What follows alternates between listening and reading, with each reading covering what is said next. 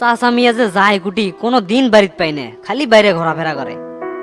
ওই ঘোরাফেরার জন্যই তো সবিক ধরে টেকার লোভ দেখায়। এবার আগে বাড়ির লিয়ে দেয়, ঘরের মাঠ তুলে তালা মারে থমো, তাছাড়া চাচা মিয়া ঠিক হবি না। দেখি লদির ধার বিলে না খুঁজে আসি, নিশ্চয়ই ওটি বসে থাকতে পারে। আরে চাচা আপনি এটি বসে আছেন, সারা মূল্য গুট কয়ে আপনি খুঁজে পাই না।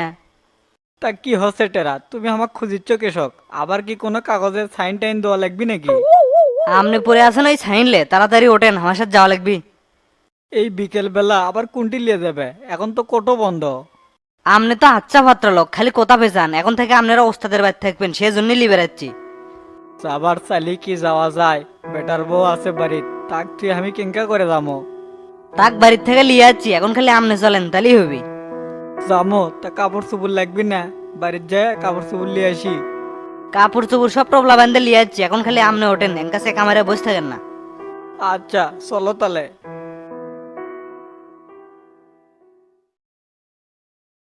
ওস্তাদ চাচাক লিয়ে যাচ্ছি। খুব ভালো করছো, তুই এখন যাই চাচার জন্য একটা রুম পরিষ্কার কর। ঠিক আছে ওস্তাদ, করতেছি। তা চাচার দাঁড়িয়ে আছেন কে, সামনে বসেন। আচ্ছা বাবা বুঝতেছি। বাবা শামসু, তুমি বলে আমাকে আসবে কস? তেরা আমার কাপড় চোপড় সব বেটার বেগ পর্যন্ত আনছে। হ চাচা, আমি আনবের কছি। এখন থেকে আপনি আর আপনার বেটার বউ এই বাড়িতে থাকবেন। এখন থেকে আপনাদের সকল দায়িত্ব আমার, যদিও এই কথাটা অনেকবারই কছি। কে বাবা হঠাৎ এই সিদ্ধান্ত নিলে? নিজের বাড়ি ঘর ভিটে ছাড়ে এটি থাকা কি ঠিক হবে? কুণ্ড ঠিক আর কুণ্ড ব্যাঠিক, এটা আমি ভালো করেই বুঝি চাচা। এখন থেকে আপনি এই বাড়িতেই থাকবেন, আর আপনার বেটার বউ রূপার সাথে টুকটাক হাতারান্তি করলো। যা করতেছি সব আমাকে মঙ্গলের জন্যই করতেছি, এটা আপনি মাথায় রাখেন। তা বাবা তুমি ইনকা করে কথা করছো কেশক, কিছু হসে নাকি? কি আর হবি চাচা, একটা কথা মনে রাখেন, জীবনের টাকা পয়সায় কিন্তু সব লয়, তার বাইরেও একটা জীবন আছে।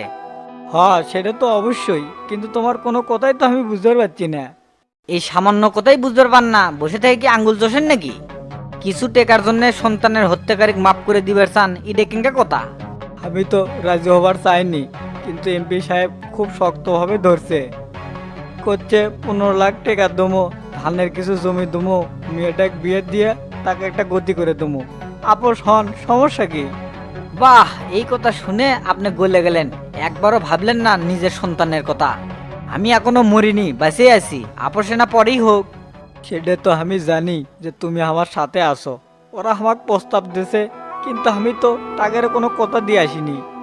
শোনেন চাচা, আপনি হলো আগেকার মানুষ, কেদো মাটির লোক, যায় যেদিকে ছানে সেদিকে কায়তন। কে আপনাকে একদিনই কইনি যে আপনার সকল দায়িত্ব আমার? নাকি এই কথা আপনার বিশ্বাস হয় না? তারপরও আপনি এত চাপলেন কেশক। বিশ্বাস থাকবি না কেশক?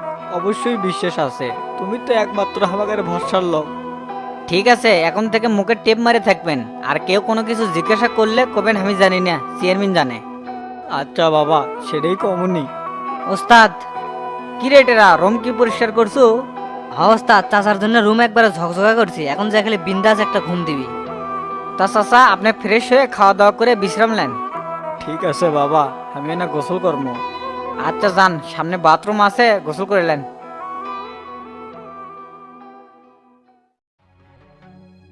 ওস্তাদ, এলাকার সবাই তো কান ঘষাঘষি করছে যে তোতা বলে জামিনে বাইর হবি। মানুষজন তো কত কথাই কবি, গ্রামের মানুষ খায় দেয়, তার কাম নাই, আজারে পেছালে মগ্ন থাকে। এটেরা হুকুম করেন ওস্তাদ। তোর একটা কাম করা লাগবি, পারবু? কি করা লাগবে খালি সেই কথা কন ওস্তাদ, অবশ্যই পারমো। পলা পান লিয়ে শফিক চেয়ারম্যানের গতিবিধি ফলো করব, আর রাতের বেলা সুযোগ পালি তাকে অ্যাটাক করা লাগবি। মাঝে মাঝে শফিক রাতের বেলা হাঁটাহাঁটি করে, ওই সময়ই ধরবো। বুঝছি ওস্তাদ, শালাক গায়েব করে দেওয়া লাগবে, এই তো। গায়েব করার দরকার নাই, এমন ভাবে মারবো যাতে 1 মাস হাসপাতালে থাকা লাগে। ঠিক আছে, এটা তো আমি একলাই করে পাবো, কোনো সমস্যা নেই। এনা দেখে শুনে কাম করার লাগবি, সাবধান তুক যেন আবার চিনবার না পারে, তাহলে কিন্তু পরিকল্পনা ভেস্তে যাবি। আপনি কি করবে চাচ্ছেন? শালাকে 1 মাস হাসপাতালে রাখার ব্যবস্থা করা লাগবে, ওর মাথাত খালি জিলেবির প্যাঁচ। ও এতক্ষণ যে বুঝলাম, আর এমপি কি করবেন? এমপির হিসেব পরে, আগে যেটা করছি সেটা করে। সোজা পথে চলে দেখলাম কোনো লাভ নাই। সমাজ পরিবর্তন করবে চাইলে উল্টোপাল্টা কিছু লোকে সাইজ করা লাগবে, না হলে পরিবর্তন করা সম্ভব নয়। একদম ঠিক কথা ওস্তাদ, তাছাড়া তো কোনো উপায় দেখতেছি না।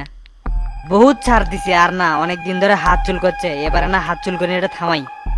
কাম করলে সাবধানে করা লাগবে, আর তুই এগুলা না পারলে আর সাথে রনিক লেস, ওটাই ভালো হবে নি। আপনি কোনো চিন্তা করেন না ওস্তাদ, এই কাজ আমি একলাই করে পাবো, তবে রনির সাথে থাকলে না ভালো হয়।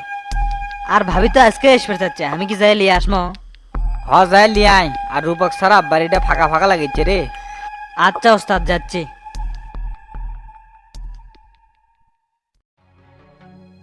দেখো শফিক, কেসটা তত সহজ মনে করছে, তত সহজ নাই, কেসটা দিন দিন জটিল হয়ে যাচ্ছে। এটা কোনো কথা কইলেন উকিল সাহেব? আপনি তো খুব জোর দিয়ে কইলেন এগুলা কেস আপনার কাছে চুটকির মতো। এই কথা কয়ে 2 লাখ টাকাও নিলেন, কামের কাম তো কিছুই করলেন না। এটা মার্ডার মামলা, তুমি কি মনে করো এটা হাতের ময়লা? যেখানে আসামি সবকিছু স্বীকার করছে সে জায়গায় জামিন পাতে একটু দেরি হবে, এই সহজ জিনিস তুমি বোঝো না কে? ঝামেলা আছে দেখে তো আপনার কাছে পাকাপাকি করা, আর তো তা তো জজের কাছে জবানবন্দি দেয় নাই, পুলিশের কাছে দিছে। জজের কাছে স্বীকার করে না তাই কি হচ্ছে? পুলিশ সবকিছু চার্জশিটে উল্লেখ করছে যে আসামি সবকিছু স্বীকার করছে। তার মানে কি খবর চাচ্ছেন? তো তার কি আজ জামিন হবিল লয়? জামিন হবে না কৃষক? অবশ্যই হবে, আজ নয়তো কাল। এগুলা সিরা ভিজে না কথা দিয়ে কাম হবে না উকিল সাহেব, সামনের ডেটে তো তাকে আমি বাইরে চাই, এটাই আমার শেষ কথা।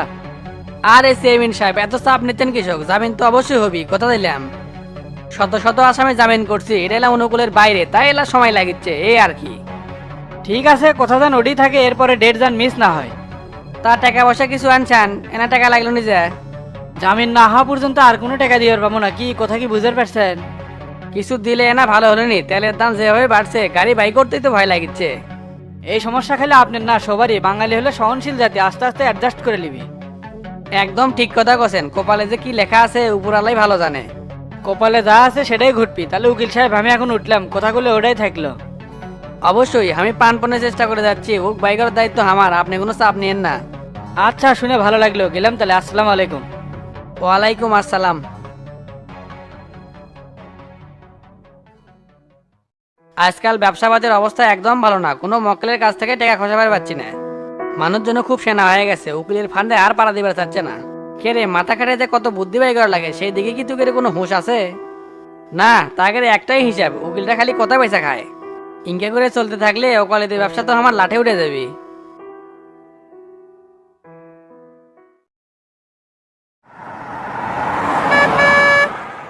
উকিলের পেয়াসি তো বুঝে সারে পারতেছি না, একাত সময় একাত কথা কয়, কথার জবান ঠিক না থাকলে যা হয়। আমার মনে হয় না যে নিম্ন আদালত থেকে জামিন করা যাবে, জামিন করা হলে হাইকোর্টে যাওয়া লাগবে। এমপি তো আমাকে যাবারই করলো। অযথা সময় নষ্ট না করে ঢাকাত গেলেই মনে হয় বুদ্ধিমানের কাম হবে। আগে বাড়ির যাই একটু বুঝ পরামর্শ করে, দরকার হয় রাতেই ঢাকাত যাবো।